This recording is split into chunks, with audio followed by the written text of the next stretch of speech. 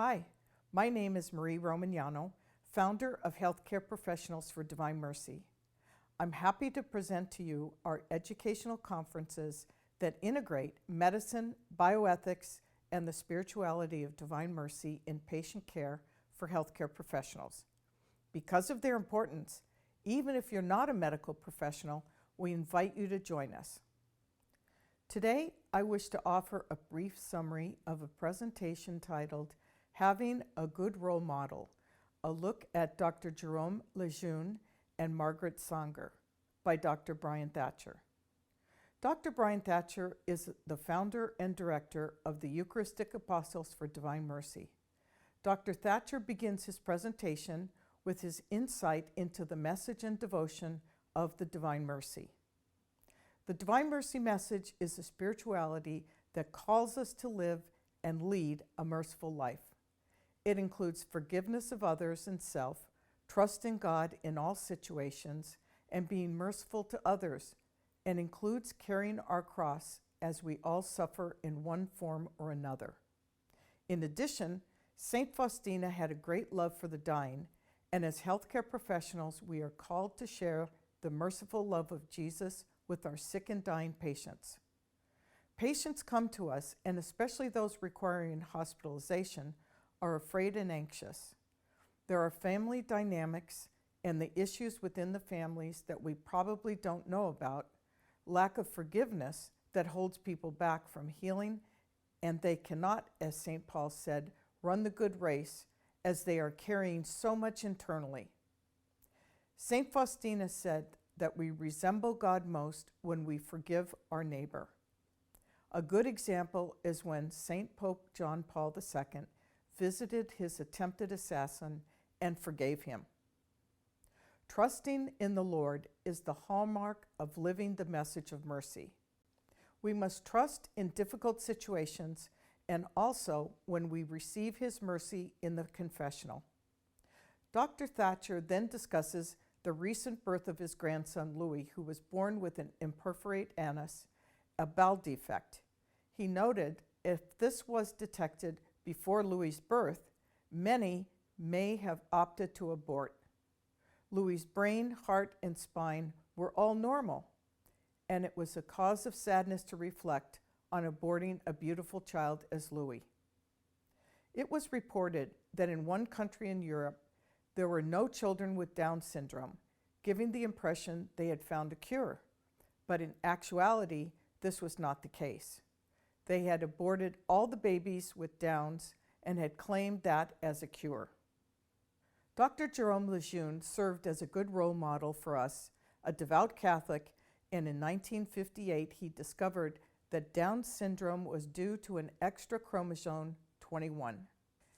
As he saw his colleagues using this knowledge as a tool for abortion, he stated his moral concerns on abortion and was looked on with disdain. He became the first president of the Pontifical Council for Life, and his cause for canonization is under review. In contrast, Margaret Sanger believed, like the Nazis in World War II, in eugenics.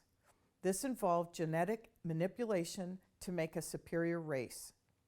She was quoted years ago as saying, "We don't want it out, but we want to exterminate the Negro population." The world is hurting and in need of God's mercy. The only antidote to our problem is God's mercy. We need to be the heart, the hands, and the feet of Jesus to a broken world. I invite you to listen to the complete presentation of Dr. Thatcher as he discusses having a good role model, the contrast of Dr. Jerome Lejeune and Margaret Sanger.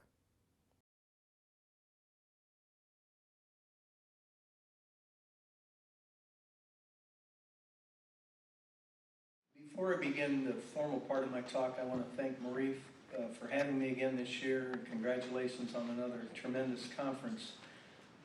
I'd like to let you all know, since Marie, I think, maybe had forgotten to mention this, but I think the Marians, are out front in the world spreading divine mercy, and they've got a lot of priests writing tremendous books and out there doing conferences and things, but I think what the Marians and Marie have accomplished here on Mercy Sunday is something tremendous, and it needs to be mentioned.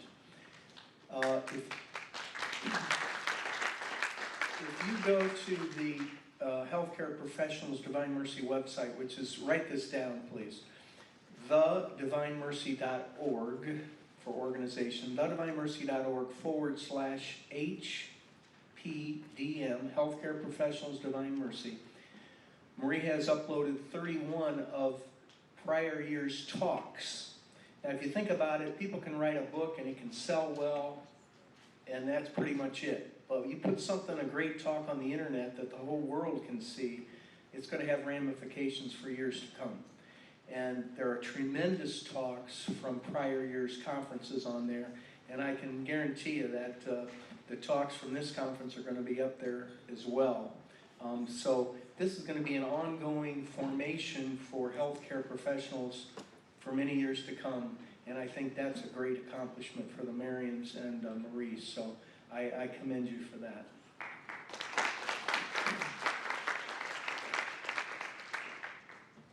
Ron, in one of his last slides there, had put up role models, and I'd like to also talk a little bit about how we're all called to be a role model and a reflection of the Divine Mercy image. As far as living Divine Mercy, it's a tremendous devotion, and we're all called to live the message. It's much, much more than the tremendous, powerful, grace-filled image and the chaplet and the Feast of Divine Mercy. And it includes the role of forgiveness, trust, mercy, suffering, and of course you all as healthcare professionals deal with the dying, and that puts you in a unique position, a beautiful vocation, and it allows you to do a tremendous work of mercy. Just a few minutes on a couple basics here. People come in to the hospital scared, as I mentioned yesterday, and you don't know what's going on between the family, the in-laws, the children, and the elderly father, and all these struggles. And you know, you have to remember that there's so much underneath the surface. As a GI doctor, I trained all these years and learned all these rare diseases, and yet 80% of the people came into the office for irritable bowel syndrome, which in many ways was stress-related. Forgiveness is in itself an act of mercy, and it's a condition for spiritual healing. It holds so many people back. St. Faustina wrote, "We resemble God most when we forgive our neighbor." And the Catechism talks about how forgiveness actually opens the door to divine mercy. It's like the first step. This morning at Mass, we prayed the Our Father. Forgive us our trespasses as we forgive those who trespass against us. And yet people don't forgive. And the old saying, we forgive and forget, most of us really rarely forgive. We rarely forget. And we say we buried the hatchet, but we know where we can get it in case we need it. And this is the Holy Father, meaning Aliaqua, the gentleman who shot him and nearly killed him. Years ago, my sister, who works for me in the ministry, was talking about how she loved going to Eucharistic adoration, and she didn't know it, but I knew at the time she was fighting with my other sister, and they weren't talking. And it brought to light the scripture of how can we love the God we cannot see if we cannot love the brother or sister we can. A couple years ago, I was in Canada doing a mission for a few nights, and the first night was on forgiveness, and a gentleman came up the next day and said, "Well, let me tell you what happened since your talk."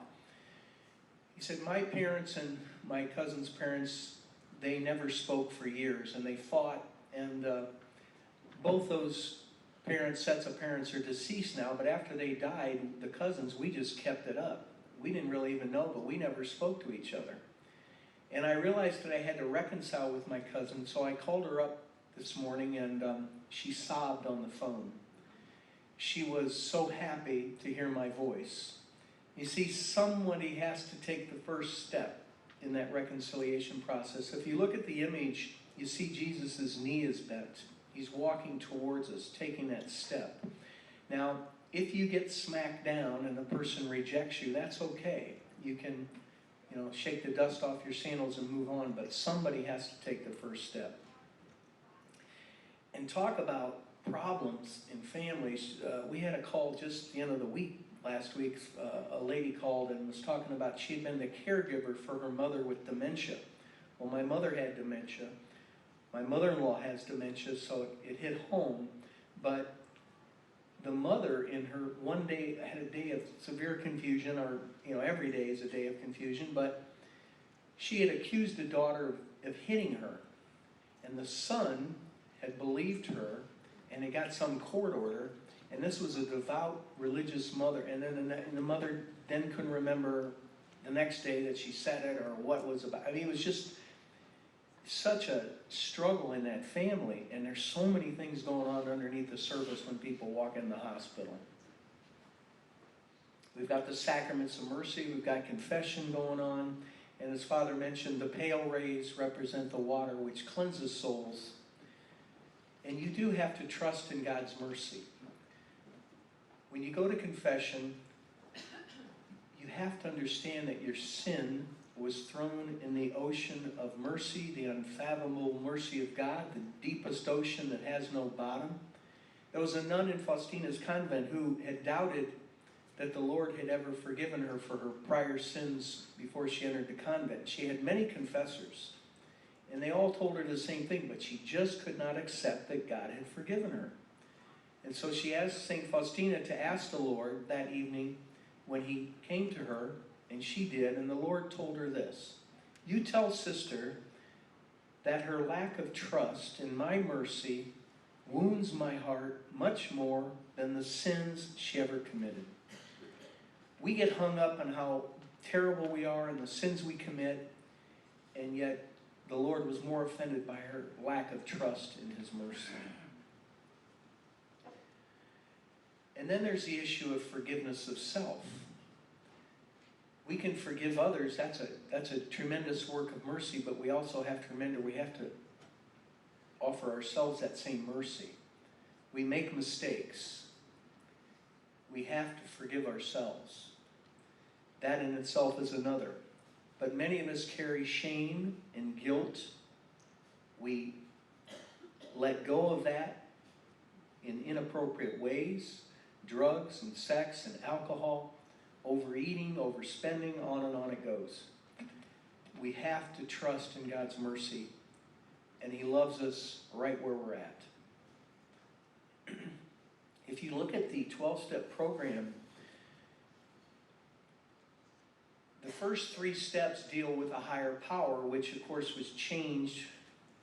Jesus Christ is the higher power, but that made it more amenable to all civilizations and of different faiths coming into the 12-step program. But if you look at the 12-step program, the first 3 steps, number 1, admitted you have a problem, life is unmanageable.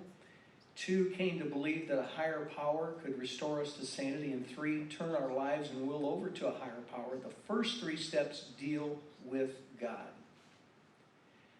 And to me, there's your answer. You don't do step 6 before you do step 1. And you don't do step 3 before you do step 2. You've got to do steps 1, 2, and 3, and you've got to get yourself right with God, or you don't do the rest of the steps. And so the answer is Jesus Christ, the ultimate higher power. And again, when we look at forgiveness, Mary Magdalene, what a tremendous sinner she was, and yet look who got to announce the resurrection to the boys. You know, it wasn't Peter the first pope, it wasn't John the Beloved, it was the sinner Mary Magdalene. And that gives me great hope. Sometimes when I go to confession, I have to admit, I try and couch my words a little bit so that it doesn't sound as bad as it is.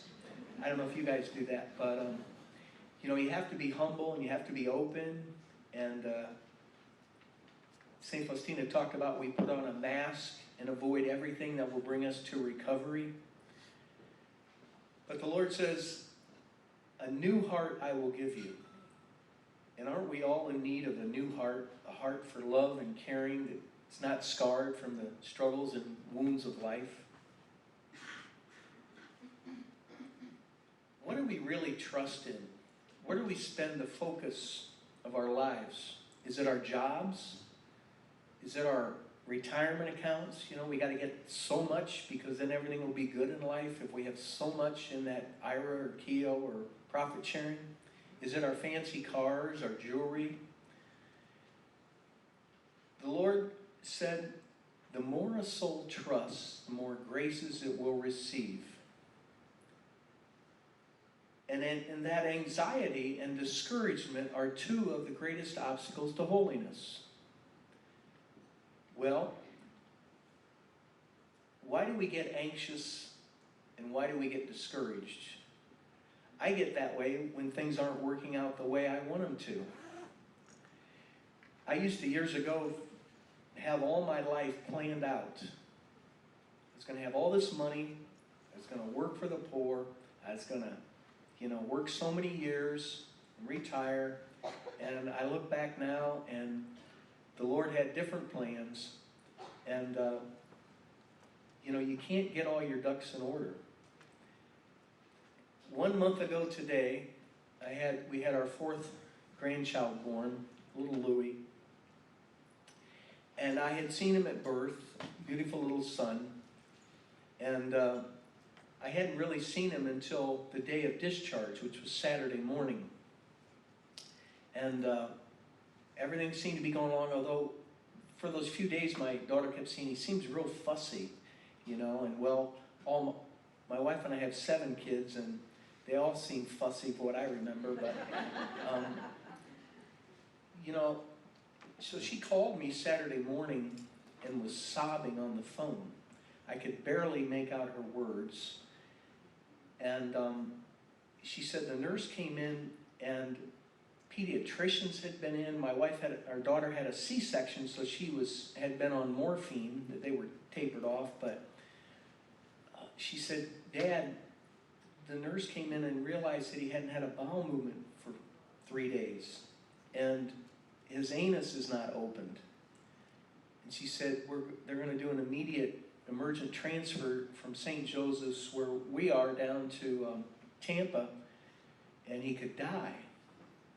And she goes, and I was supposed to be taking him home this morning. And so I said, I'll get there as soon as I can. I was about 20 minutes out, but the squad had already been called. And I'm like, am I going to miss him? And I'm thinking, I need to get a priest in there. But we didn't have time. So I said, I'm driving, talking to myself. I'm thinking, I may need to baptize that boy. So I'm kind of negotiating with the Lord. I said, Lord, if you want me to baptize Louis, you have to make sure he's still there before I leave or before I get there. And so I walked in the hospital, took the elevator up to the floor, and I'm walking down this hall, and I just see the dad and the squad guys leaving with little Louis in this, like an incubator. It was all covered. I said, okay, I guess this is it. So I walked over, and little guy, he looked really bad. And I knew that he was not going to make it in under 24 hours. So I said to his dad, just give me a second with him. And I couldn't take the top off. It was all closed in, but I baptized him, and off he went.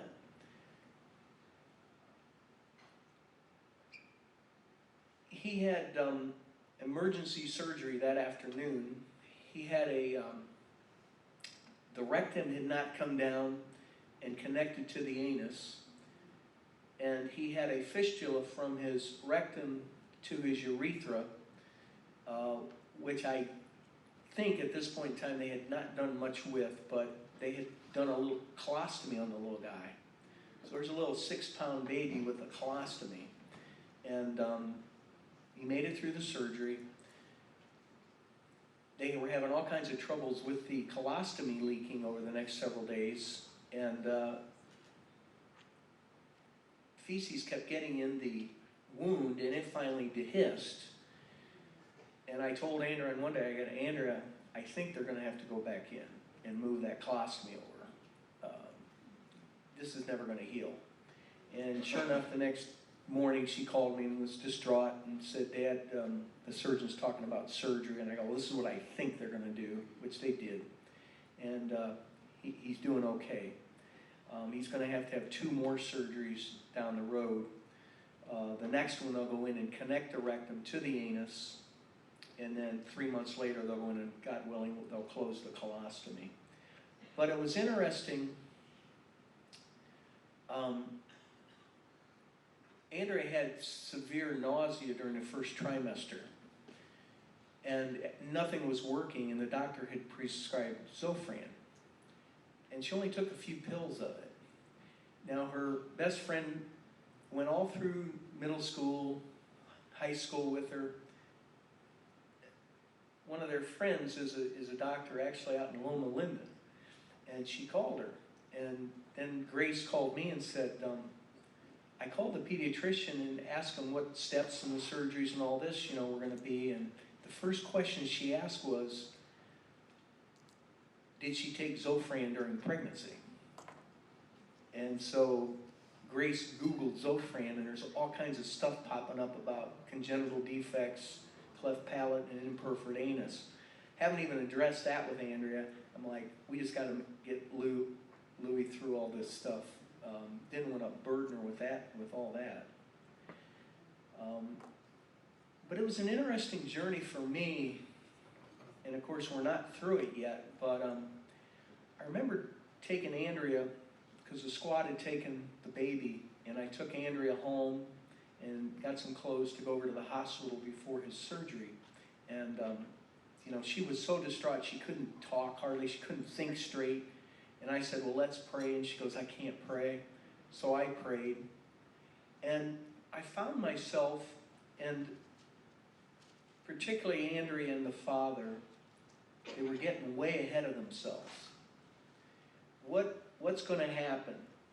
What if this happens down the road? What about this? And I said, Andrea, we have to stay in the day.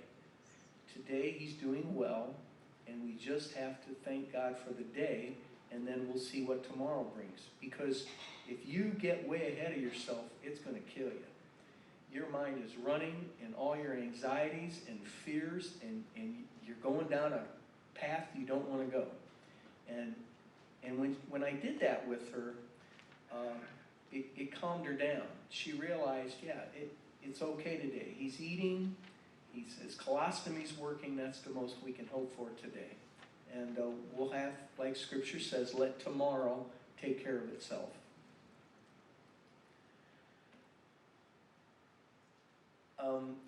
This slide, it just talks about his wound dehiscence. And at one point, I had told Andrea,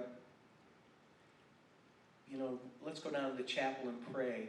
And she really wanted nothing to do. She was mad at God. And I understand that. And the last thing I wanted to do is beat her over the head about, no, you need to do this. And I said, this, I just tell myself, this is going to work out. I've got to set the example.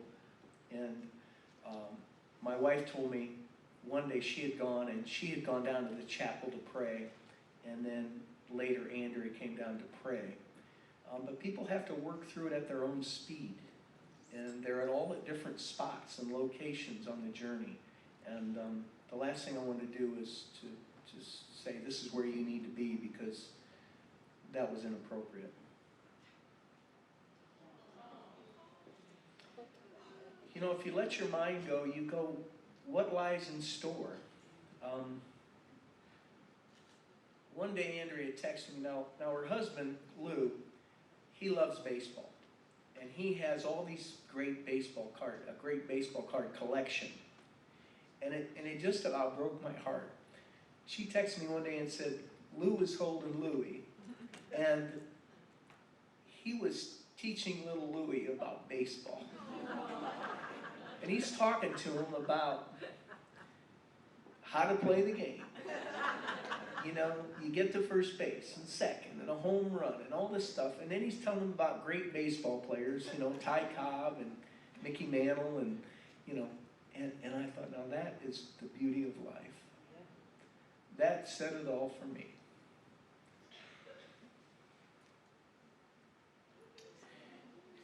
why do I bring this up? Well, I got to thinking, if this had been diagnosed before he was born, there have been many people that would have aborted little Louis. His brain and heart and spine are all normal.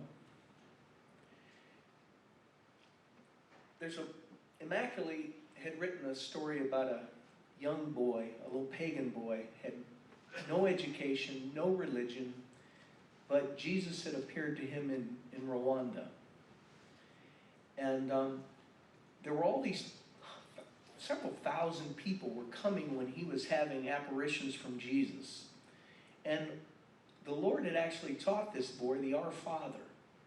And he had taught him certain tenets of the faith. And when the church officials were questioning him, they were amazed about his knowledge of, church teachings. But the people kept clamoring for a miracle. We want to see a miracle. We want to see a miracle. And God was mad. And they were tape recording this young man. They couldn't hear what the Lord was saying to him, but they were tape recording his replies. And he said, the young man, Segatashi, said, he was told, you're not going to see a miracle. He says, you have miracles every day in your life. Tell the people they have miracles every day in their lives, and they don't even see them. The miracles of a baby being born. The miracle of a mother loving her child. The miracles of people forgiving each other and reconciling.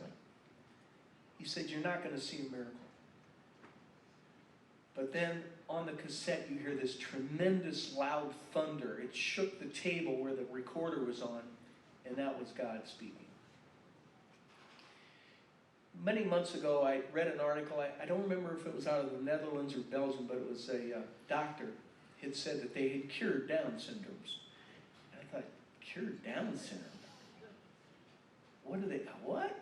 So I read it, and he said they had cured Down syndromes because all the babies that had Down syndromes had been aborted. And I thought, well, that's like saying we're curing cancer. We're going to kill everybody that's got cancer. That is the most stupidest thing I ever heard in my life. Yeah, they had cured Down syndrome. Trust in the Lord. I find myself reminded of the story of the two thieves on the cross. We have two thieves in our lives. The thief of the past, where we beat ourselves up. We never think God could love us. We've never lived a holy and tremendously chaste life. And how could God ever love me? And we live in a world of guilt and shame and doubt and despair. And then there's the thief of the future, which I find myself pulling myself back with Louis. We worry about what could be, might be, possibly be, and we forget the beauty of the day. Tomorrow, today's nothing but a memory. This beautiful conference, it'll be gone. Nothing but a memory. So we have to stay in the day.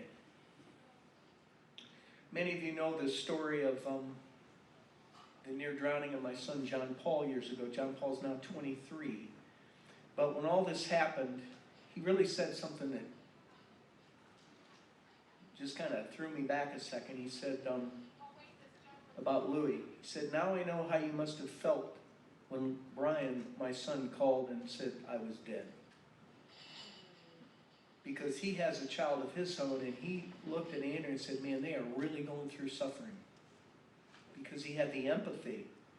He put himself in their shoes. And that's how we have to be with the patients. You know, they're not the CLL in room 4. They're not the ALS in room 6. Suffering is a great grace. Now I rejoice in my sufferings for your sake. Faustina, as you know, suffered much as well. All the saints did before us. Undiagnosed advanced tuberculosis. It had spread through her intestines. She had intestinal TB, which causes a mucinous secretion that causes bowel obstruction. And she used to have such abdominal pains. At times she wrote that she almost prayed she wished she could die. It was so bad. She said, suffering is a great grace. Through suffering, the soul becomes like the Savior. In suffering, love becomes crystallized.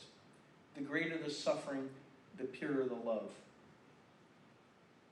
Yesterday, Marie talked about her own personal walk with suffering. Suffering comes in many forms. For me, a form of suffering is seeing my kids suffer, seeing the grandkids suffer. Lord, give me that cross. But we all have our own crosses to carry.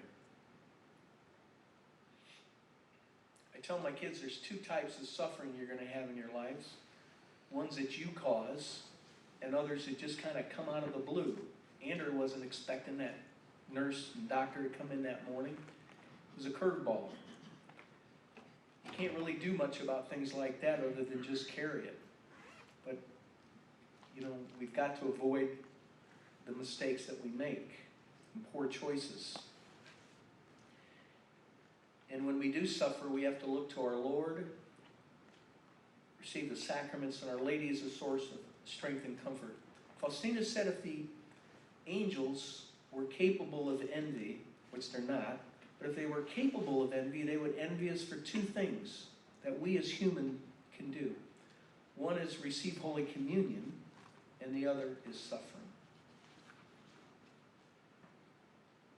Be merciful in your work. Proclaim that mercy is the greatest attribute of God. All the works of my hands are crowned with mercy. And as I said yesterday, the Lord didn't ask Faustina to do deeds of mercy. He said, I demand from you deeds of mercy, which are to arise out of love for me. It's those little things, as St. Therese says, those little things done out of love that you do with your patients that carry great merit when they're done out of love of God. You have to be that reflection of Jesus in the room.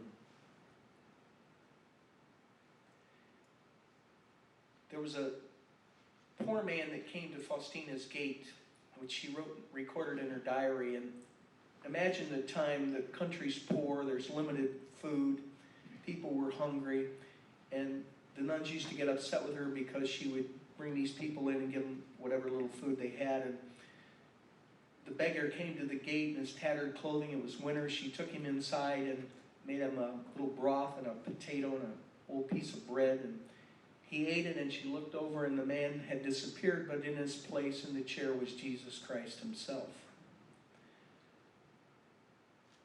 And the Lord said, I have come down from the throne of heaven to taste the fruits of your mercy.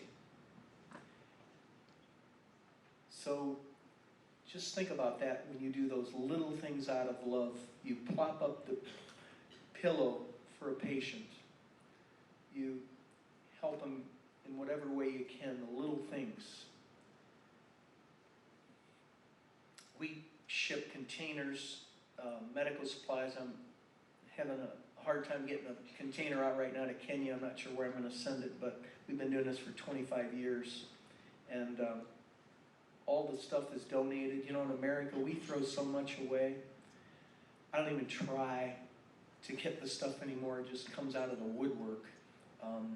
And like in the OR, if you open a pack and you don't use it, well, you tend to discard it. Well, we in Tampa, the hospitals give me stuff, and we've shipped this stuff all over the world.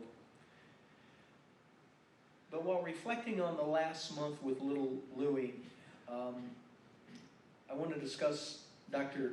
Jerome Lejeune, a French geneticist MD. He's now a servant of God. In 1958, he discovered that Down syndrome was caused by an extra copy of chromosomal 21. It was the first time that it was shown that there was a defect in intellectual development was linked to a chromosomal abnormality. Now, he was a devout Catholic, had a beautiful family, and was a good father, brilliant man. And they realized prior to this that the dermatoglyphic abnormalities in the fingerprints and the line on the hands were determined early in embryonic development. He later on began investigating other chromosomal abnormalities and found that Cri du Chat was a missing segment on chromosome 5, 18q syndrome, trisomy 8 and 9. He achieved many honors. He was appointed the first chair at Paris School of Medicine, and he won an American award, the William Allen Award, given by the American Society of Human Genetics. A very renowned professor and doctor. Unfortunately, his discovery led to the prenatal diagnosis, but also to abortions in many of these cases. And this was very distressing to him as a devout Catholic. In 1970, there was called the pay rate law, which allowed termination of pregnancy in case of fetal abnormalities. And then the veil law later on allowed voluntary abortions. And he spoke out against this. This would be like a movie star going against the grain. After he received the Allen Prize, he spoke and questioned the morality of abortion. And he later wrote his wife and said, "Today I lost my Nobel Prize in medicine." But God has his ways. In 1979, at a public appearance in Paris, he met the director of the Catholic Institute for the Family in Krakow. A big integral part of that group was Cardinal Wojtyla. Shortly before he became Pope John Paul II, the Pope named him president of a new academy, the Pontifical Academy for Life. He was the first president, and he drafted the bylaws and the oath that each member takes. He's been named a servant of God, and his cause for sainthood is under investigation. Just in brief contrast, I don't want to spend much time on this. Margaret Sanger, the founder, considered the founder of Planned Parenthood. I've read her autobiography and some of the things she said. I took 5 of her statements out, and I want to share them with you. She believed in eugenics, which is what the Nazis did as well. You know, genetic manipulation for a better society. But she said, number 1, but from my view, I believe there should be no more babies. Number 2, the most merciful thing that a large family does to one of its infant members is to kill it. Number 3, we don't want the word to go out that we want to exterminate the Negro population. And yet you look at the high incidence of abortion in the blacks, and it's panning out. And I remember Hillary Clinton getting an award from the Margaret Sanger Foundation because of her pro-abortion work. You know, like, this is a great honor.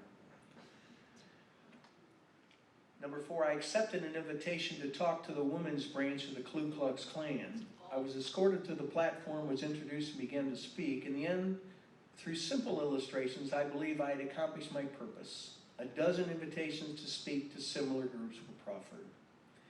And number 5, I think the greatest sin in the world is bringing children into the world that have disease from their parents, that have no chance in the world to be a human being practically. Delinquents, prisoners, all sorts of things just marked when they're born. To me, that's the greatest sin that people can commit. But the answer to all of this is God's mercy. Mankind will not have peace until it turns with trust or confidence to my mercy. We need to pray and live and lead a sacramental life.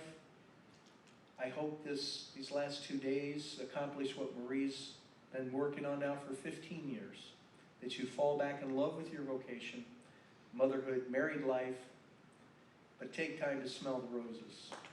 Appreciate the beauty of life and the gift of all human life, and never be afraid to stand up for your beliefs. Spread the good news. Thomas said, I'll believe if I see. But in the 12th step, it actually just keep coming to the meetings. They even say, fake it till you make it. And I say, for those of you who maybe don't have the faith, keep living the sacraments, keep coming to Mass, keep praying. Instead of I believe if I'll see, I think it should be I'll see if I believe. The Divine Mercy message is a message to be lived, and every day for you is a tremendous opportunity. And today, Faustina wrote, I heard in my soul these words, my daughter, it is time for you to take action. I am with you. Great sufferings and persecutions are in store for you, but be comforted by the thought that many souls will be saved and sanctified by this work. Thank you so much. Thanks, Marie, for having me. God bless.